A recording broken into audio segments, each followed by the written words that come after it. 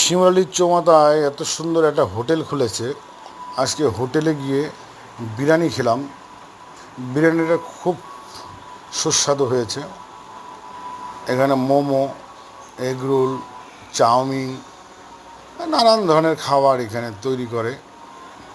একদম ন্যাশনাল হাইওয়ের পাশে শিমরালির চৌমাথায়। ভিতরের ডেকোরেশনটাও খুব সুন্দর করেছে।